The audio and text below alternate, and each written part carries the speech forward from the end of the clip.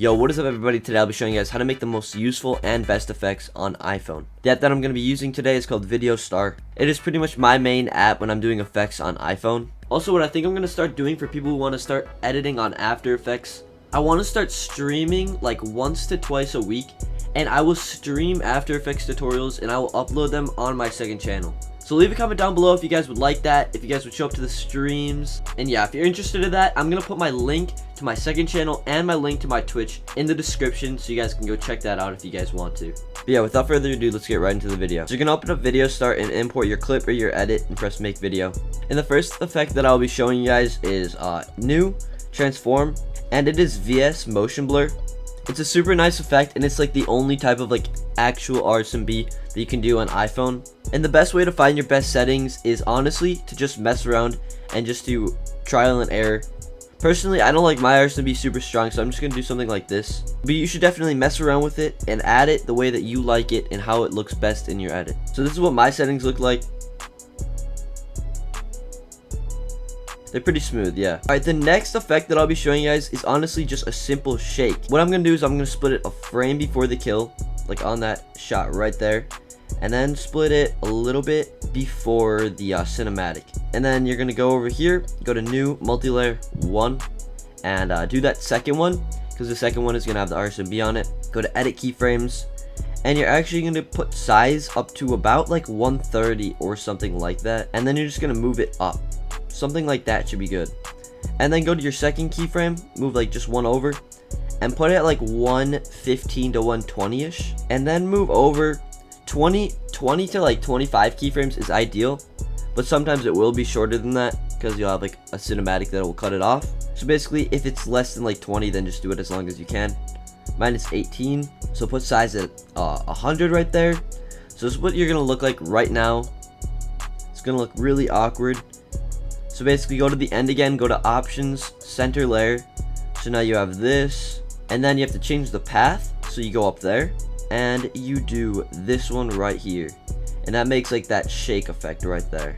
And now I'm going to change the graph for the size, so it's a little bit more smooth. I'm going to do that one. And then you also can add like a little bit of like tilt on it. So you could just like mess around with this a little bit. Move a keyframe, a few keyframes in. And just do like something like this. I think that looks pretty smooth. And then go back, and then you go to color, and you do tracking blur, and then you can change around with the value.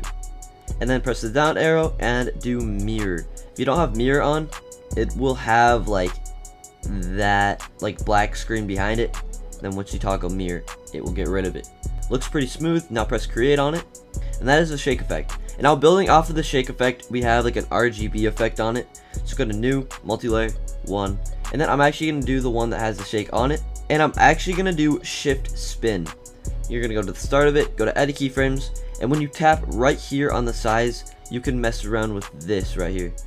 So I'm actually going to put it at like 50, then like move it down a little bit, and then I'm going to move it to 0, because you don't want it like super strong. And then put it to like 0 around here. Something like this should actually be really good. You don't want to like last too long, because having like the RGB over here looks really awkward. So yeah, just do something like this, and that's a basic RGB effect. And then you can press create. Alright, next is an effect that I do on cinematics. So split it on your cinematic, go to new, multi-layer 1, and then do the one with the cinematic on it. Go to color, and it's pretty much all of these that say like the magic on it. And you can basically just make like a cinematic CC for your cinematic. This is what it looks like without it. This is what it looks like with it. And you can do any of these, and you get a whole bunch of options over here. And then building off like those magics and stuff like that, you can go to new, transform, and then you can go to custom coloring, and you can go to color magic, enable, and you can actually edit them all from here as well. And then also on top of that, personally, subtle magic is my favorite. And then building off of that again, you can press color magic, and you can go to like bloom and turn the strength up on bloom, and that'll just add a glow to it. And you can mess around with the threshold. If you lower the threshold, there's gonna be more glow. Higher the threshold, less glow.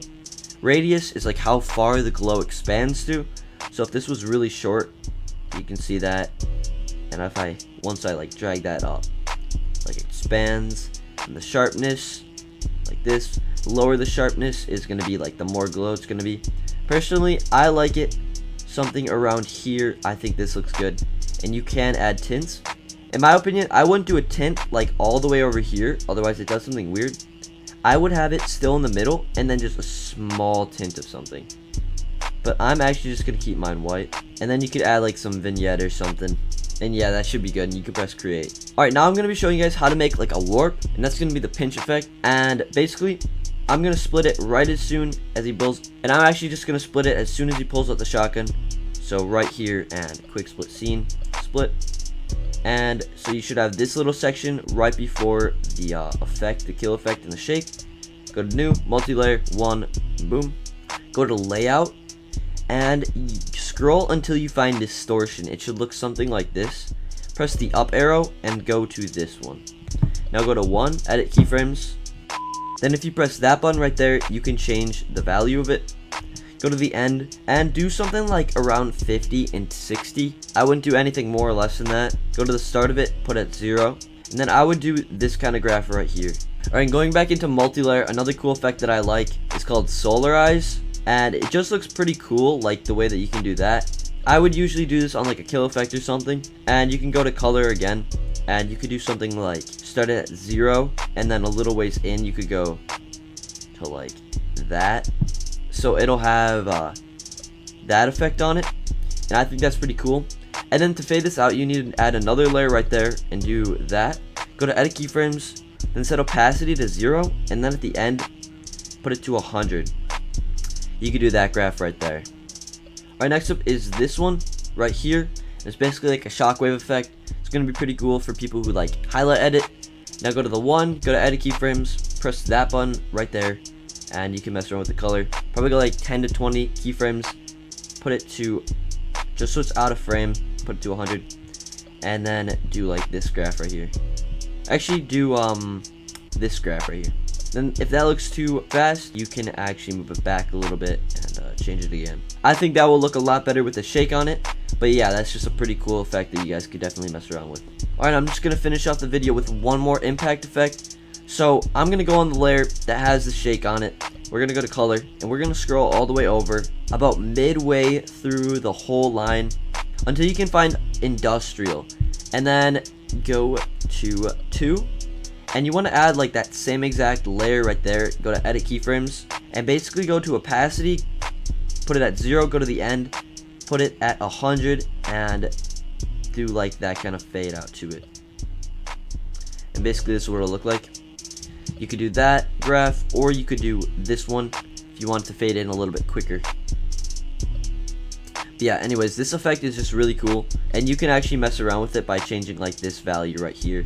If I wanted to change it so it's like really grainy, I could put it all the way up. And then so it's like kind of just like a filter, I could put it all the way down. I like doing it in like the middle.